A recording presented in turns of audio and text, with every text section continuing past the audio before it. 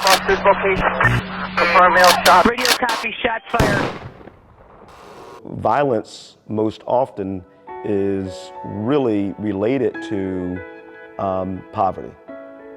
And so, poverty is the fundamental form of violence. And when we underfund communities, when we don't invest or put resources in schools, when we don't invest or put resources in our children, specifically the first 4 years of life, which are absolutely critical to one's social, emotional, and spiritual well-being, when we don't put the necessary dollars and or support within our communities, what we are doing is extracting from them their ability to be fully human, and then holding them accountable for the natural byproduct of that poverty, which is violence.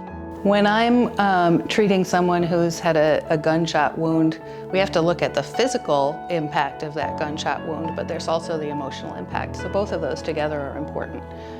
Physically, someone may be having a lot of pain and we have to address that. Emotionally, we could be looking at depression, anxiety, trauma, and how do those change how somebody goes through their life. And we have to look at function, so both physical and emotional functioning. A gunshot wound can change how you act and change what you believe about the world around you, and can limit how you participate in the world. So we need to look at all of those things, physical, emotional, and functional.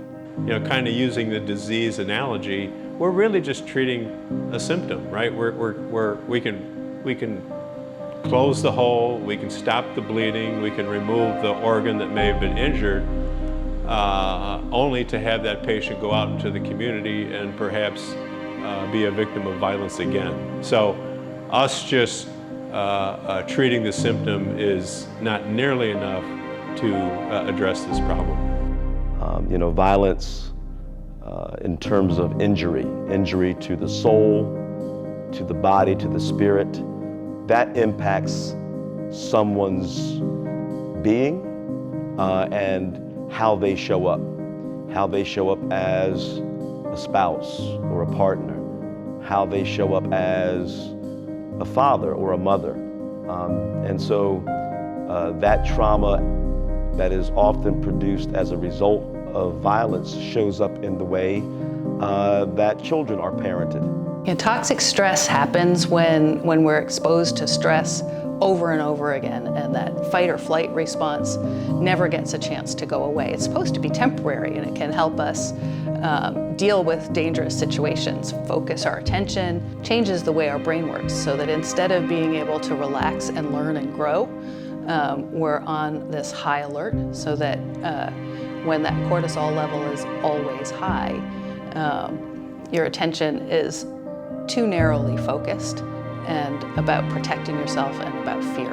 So we can't learn when we're afraid, and it's difficult to learn when you're always paying attention to what the threat might be in your surroundings. So people need safe, relaxing environments to be able to learn and grow. We appreciate the opportunity to be able to partner with the Promised Neighborhoods. Dr. Batts, Paz Simpson, and their group have been just wonderful to work with. They understand what this community needs, and that's very, very important. I think that our healthcare network here has had the foresight to realize that this is an important problem in our community, and if we need to be, our healthcare network needs to be ingrained in this community. This is what we do. These are our neighbors we're taking care of. Ending gun violence in our community is going to take collaboration, a cross-sector collaborative of individuals and institutions across the community that are working together with a common goal. So what does that mean?